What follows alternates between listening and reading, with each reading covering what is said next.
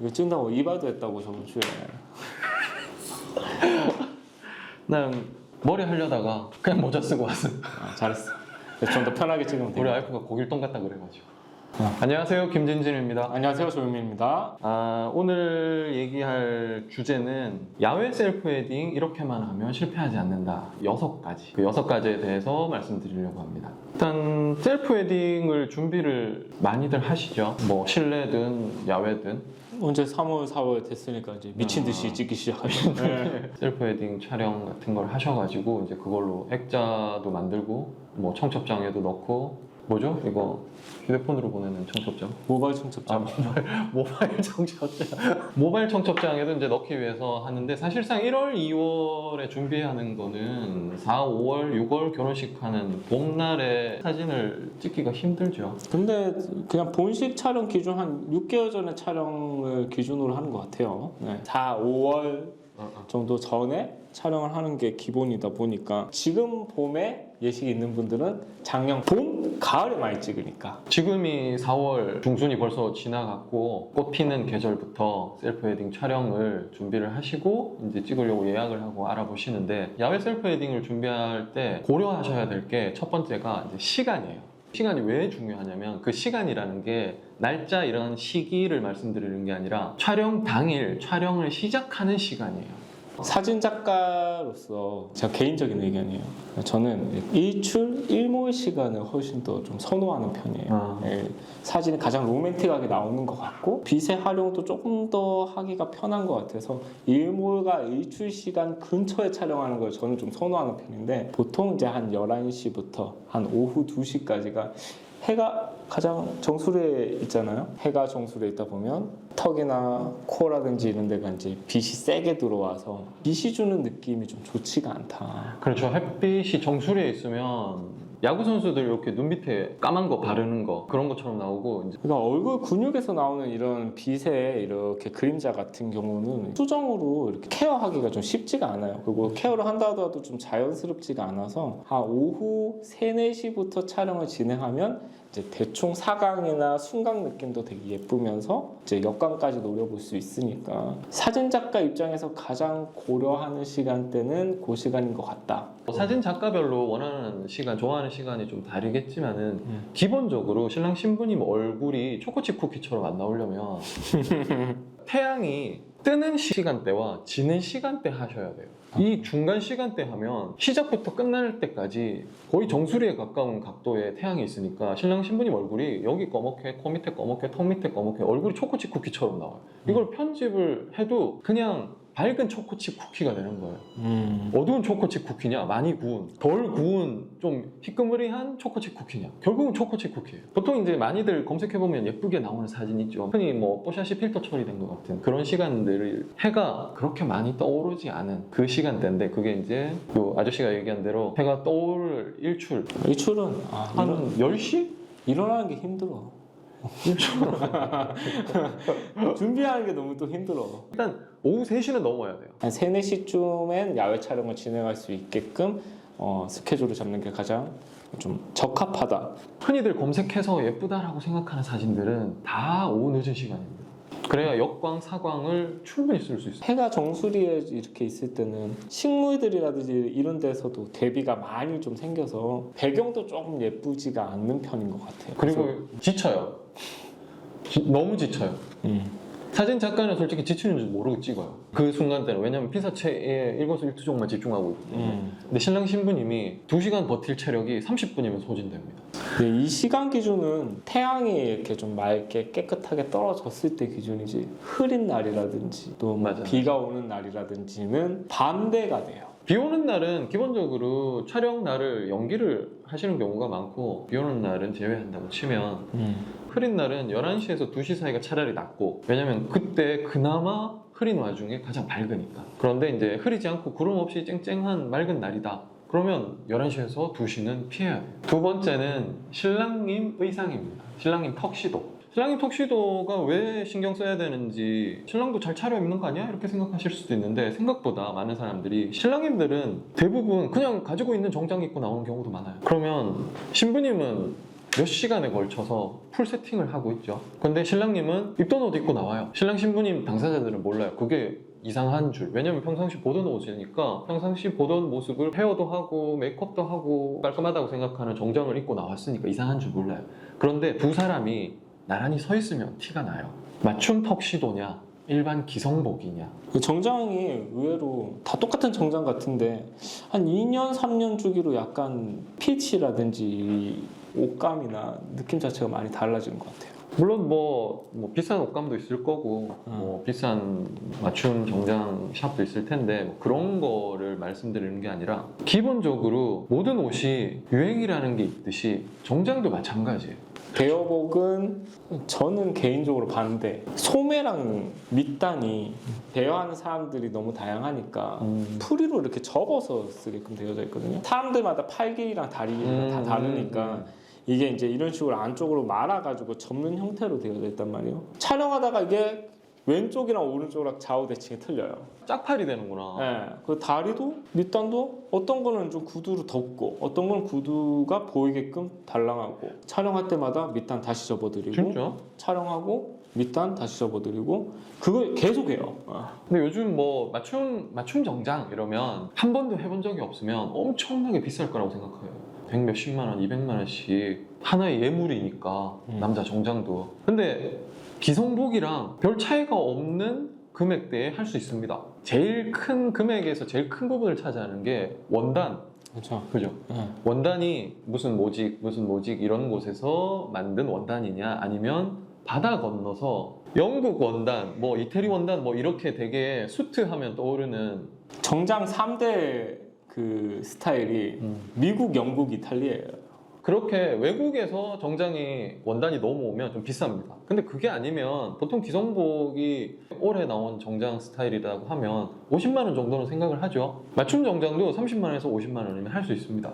신랑이 의상을 준비를 제대로 못했을 시 맞아.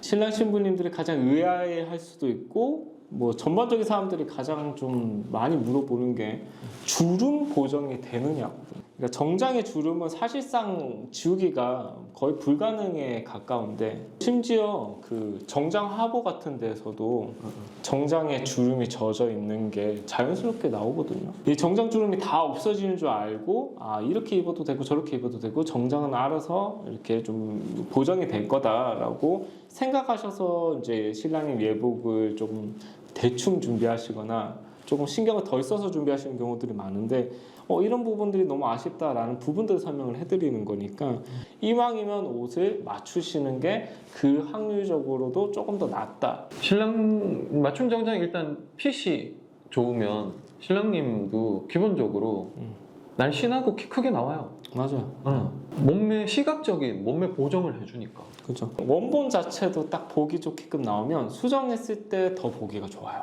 신랑님 역시 사진에 신부님 못지않게 잘 어우러져서 예쁘게 나오려면 맞춤 정장을 하시는 게 사진에 훨씬 더 예쁘게 나옵니다. 세 번째는 소품입니다. 이제 소품이라고 하면 뭐 여러 가지가 있을 수 있는데 신랑 신부님들이 소품을 준비하실 때 너무 많은 욕심을 가지고 준비를 하면 실제로 정해진 시간 안에서 그것들을 다 활용을 못해요. 촬영 전에 시뮬레이션으로 어느 정도 집중해서 선택해 오시는 게 중요한 것 같아요. 촬영 결과물도 만족스럽고 신랑 신부님이 추후에 추억이 되는 것들은 두 분이 연애하면서 추억이 깃들어 있는 물건들을 소품으로 가지고 오시는 게 좋아요. 그 두 사람이 공통된 추억이 있는 물건. 신랑님이 프로포즈 할 때 줬던 선물, 뭐 웨딩 슈즈가 될 수도 있고 신부님이 선물해준 신랑님에게 선물해준 뭐 시계. 등산 동아리에서 만나서 백패킹 하셔서 어. 정장 깔끔하게 입으시고 백패킹 메고 그렇지, 하시는 그렇지. 경우라든지 뭐 맞아, 이런 맞아. 경우는 저는 이게 취미랑 결합해서 이렇게 소품을 쓰시는 거는 완전 대찬성. 반대하는 소품은 약간 유치한 소품들 있잖아요. 유치한 소품 네. 뭐가 있을까요? 저는 풍선류, 그다음에 사진류 이렇게 뭐 매달아서 한다든지. 네. 추후에 봤을 때 조금 이 시대의 유행이기 때문에 남들도 해봤기 때문에 한번 해봐야겠다라는 것들은 저는 피하는 게 좋다라고 생각을 합니다. 유행 타고 오글거리는 건 피하는 게 좋아요. 두 사람을 위한 추억 사진이에요. 근데 남들 다 하니까 이런 거 나중에 따라해서 아무도 안 봐요. 제일 좋은 건 두 사람이 연애하면서 함께 해온 그 시간을 누구와 누구 하면 떠오르는 가장 공통적인 이미지, 그런 것들을 소품으로 하면 훨씬 추억도 되고 이야기거리도 많이 되고, 그리고 그런 익숙한 소품을 쓰면 사진을 찍힐 때도 두 사람이 훨씬 편안해요. 너무 당연한 소품이면서도 간과하고 있는 소품이 저는 꽃이거든요. 이거 되게 간과하시는 분들도 생각보다 많아요. 저희한테 전화 주셔서 거기 조화 몇 개 있어요? 이렇게 물어보시는 분들도 많고, 아니면 실제로 조화를 구입해서 가져오시는 경우도 있는데, 생화만큼 그 색감이라든지 티 나죠? 예, 어느 정도 무조건 또, 티 나게 예, 돼 있어요.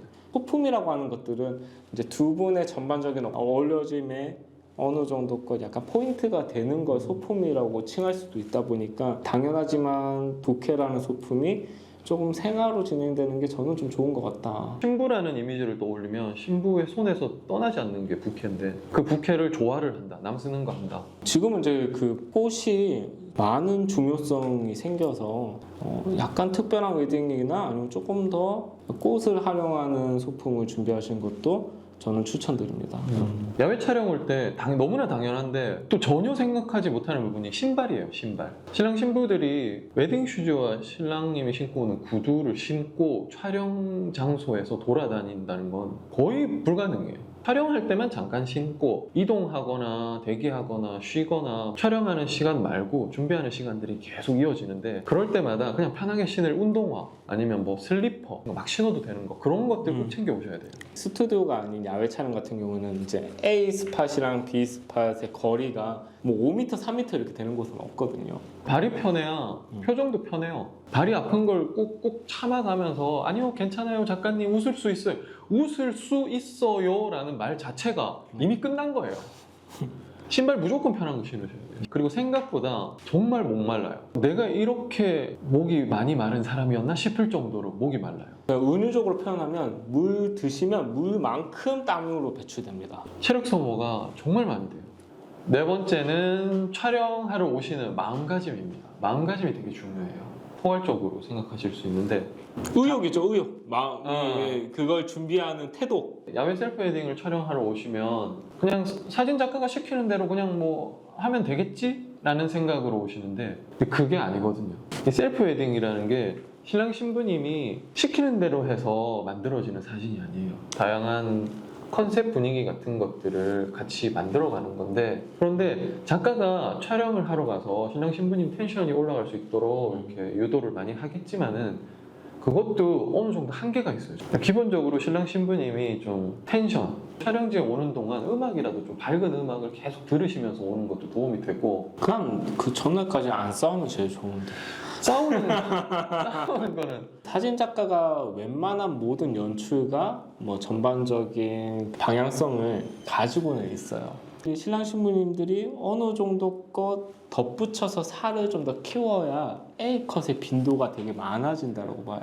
두 분의 케미가 잘 어우러져야 아름답고 행복한 사진을 만들어내는 거예요. 아무래도 촬영할 때 훨씬 더 좋은 분위기로 이끌어낼 수가 있으니까. 그리고 또 해오셔야 될 게 웃는 연습이에요. 맞아요. 쓰는 만큼 편하게 움직여요. 촬영하러 오면 제일 많이 하셔야 될 표정이 웃는 모습인데, 집에서 웃는 연습 한 번도 안 하고 이렇게 가만히 쓴 채로 오면 뺨이나 광대에 있는 근육이 다 굳어 있어요. 두 분이서 틈날 때마다 이렇게 웃는 연습을 계속 하셔야 돼요. 셀프 웨딩 촬영을 하려고 두 분 중에 어느 한 사람만 너무 하고 싶어하고 한 사람은 마지못해서 참여하면 사진이 안 나와요. 신부가 너무나 하고 싶어하고 남들 다 하니까, 그런 마음가짐으로 만약에 오게 되면 신랑이 됐든 신부가 됐든 어느 한쪽이 결국 싸워요. 신랑 신부 결국 싸워요. A 장소에서 B 장소로 이동하다가 중간에 신랑 신부가 싸웠어. B 장소에서 차에서 두 분이 내리는 순간 사진 작가는 알아요. 아, 오다가 싸웠네. 둘 다 기왕 촬영할 거 텐션을 무조건 끌어올려야 돼요. 둘 다 같은 마음가짐으로 나와야 돼요. 어느 한 사람만 잘한다고 해서 커플 사진은 완성되지 않아요. 두 사람 다 잘 어우러져야 돼요. 그리고 야외에서 이제 셀프 웨딩을 촬영하면 항상 등장하는 상황이 뛰는 모습이에요. 그렇죠. 거의 무조건 뛴다고 봐야 돼요. 두 분이서 자연스럽게 행복하게 깡총깡총 뛸 때까지 찍어요. 저희는 끝장 볼 때까지 찍어요. 근데 이게 이제 뛰면서 촬영하는 게 뛰면서 우연의 법칙으로 나오는 것들이 많잖아요. 그 우연을 어느 정도가 더 정형화를 만들기 위해서는 뛰는 것들도 적극적인 태도로 방향이 딱 잡혀야지, 즐겁게 웃으면서 뛰어야지 그래도 그 우연이라는 게 잘 포착이 되는데 아닌 경우들이 꽤 있는 것 같아요. 네. 마지못해 뛰는데 표정이 나올 리가 없죠. 신랑은 신나 있는데 신부는 너무 힘들어하는 게 사진에 나오면 NG. 다시 신부가 너무 즐거워하는데 신랑님이 너무 힘들어한다. NG. 셀프 웨딩이라고 하는 건 하나의 데이트 코스라고 생각하시고 하나의 추억으로 가져가야지 된다는 개념으로 접근을 하시는 게 맞는 것 같아요. 자, 이제 5번째는 헬퍼입니다. 신랑 신부님을 케어해주기 위해서 같이 따라오는 도우미 정도로 이제 생각하시면 좋을 것 같아요. 결론적으로 말씀드리면 헬퍼는 가족이 하는 건 아닌 것 같다. 그러니까 도와주러 장모님 오셨는데 신랑님이 장모님 앞에서 뽀뽀하라고 하면 편하게 하겠냐고. 신랑님 어머니가 됐든 신부 어머니가 됐든 부모가 오면 사진 작가도 안 편해요. 부모님은 사진에 계속 간섭을 해요. 그러면 사진 작가가 사진을 못 찍어요. 딜레이가 많이 되죠. 왠지 허락받아야 될 것 같고. 이게 헬퍼라는 개념은 오로지 신랑 신부님을 잘 받쳐주고 도와주는 개념으로 접근을 해야지 헬퍼분이 그리려고 하는 또 다른 그림이 있어서는 안 돼요. 헬퍼는 사진 작가가 만들려고 하는 상황을 신랑 신부가 원활하게 이행할 수 있도록 신랑 신부를 케어해주기만 하면 돼요. 케어해주기 위해서 온 사람이 거기에 제3자가 또 관여를 한다. 사진 작가도 사람인지라 자기가 하려고 하는 어떠한 것에 계속 간섭받으면 퀄리티가 이렇게 좋게 나오기 힘들어요. 전문 헬퍼분을 권장을 드리긴 하는데 야외 촬영이라고 하는 특성상 변수라는 게 너무 많고 조바심이 느껴지는 경우들도 조금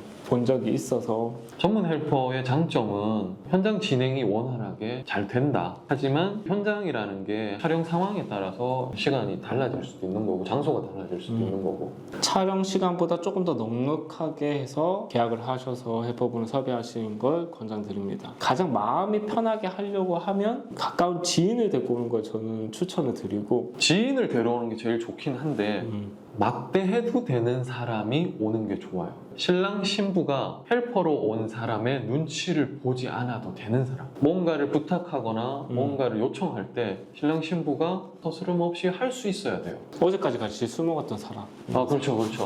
볼 꼴 안 볼 꼴 다 본 사람. 절친이 헤어샵 원장이거나 메이크업샵 원장이면 땡큐죠. 그 짱이던데. 최고지. 절친이 플라워 아티스트도 좋지. 맞아. 뭐 전문 헬퍼거나 아니면 이제 막 신랑 신부가 눈치 안 보고 막대할 수 있는 가까운 지인이나 형제. 그다음에 이제 6번째가 간혹 반려동물을 같이 찍고 싶어요 하는 경우들이 있어요. 그것도 좀 지양하시는 게 좋아요. 그걸 전문적으로 하는 스튜디오인지 아닌지를 확인해 보시는 게 맞아요. 신랑 신부를 케어하는 사람 플러스 반려동물 케어할 사람이 같이 필요해요. 반려동물을 신랑 신부님이 케어를 한다. 신랑 신부님은 사진 찍어야지 반려동물 케어할 시간이 없어요. 물론 찍어줄 수는 있겠죠. 결과물이 예쁘게 나오기 힘들어요. 70% 정도는 하려고 했던 셀프 웨딩 자체도 제대로 안 나와요. 커플 촬영의 이제 목적상 두 분이 잘 나올 수 있는 조건을 만드는 것 중에 반려동물이 있다라고 한다면 그 집중할 수 있는 시간이 당연히 뺏길 수밖에 없는 상황이 되는 거고, 예를 들어서 3시간 동안 촬영을 한다라고 했을 때 반려동물과 촬영을 하려고 하는 그 1시간 정도는 굉장히 괜찮지만 나머지 2시간이 한 것보다 다른 데 신경이 많이 팔려 있어서 2시간의 컨셉을 좀 망한 기억이 좀 있습니다. 신랑 신부님은 당연히 반려동물이니까 예쁘겠죠. 근데 예를 들어서 사진 작가가 개를 무서워해요. 그럼 개 무서워. 개 무서워요. 저는 개를 별로 안 좋아하고. 그런데 둘 다 반려동물하고 찍었어요. 찍긴 찍어요. 일이니까. 하지만 결과물엔 사람인지라 개를 무서워하고 개를 좋아하지 않는 게 영향을 미친다. 촬영에만 집중할 수 있게끔 모든 것들을 조금 이렇게 내려놓고 부분만을 챙길 수 있는 것들만 준비해 와서 촬영에 임하시는 게 가장 좋다. 날이 이제 따뜻해지면서 야외 셀프 웨딩을 준비하시는 분들이 좀 많아서 저희가 이런 콘텐츠를 한번 준비를 해봤는데 어떠세요? 뭐 어때? 응? 뭐 편집해봐야 알지. 오늘 말씀드린 6가지만 잘 체크하셔서 준비를 하시면 셀프 웨딩 하는데 큰 어려움 없이 좋은 결과물 나오실 거라고 생각합니다. 결혼 준비 잘 하시고 셀프 웨딩 행복한 추억들 많이 만드시길 바랍니다. 다음에 또 뵙겠습니다. 바이바이. 안녕.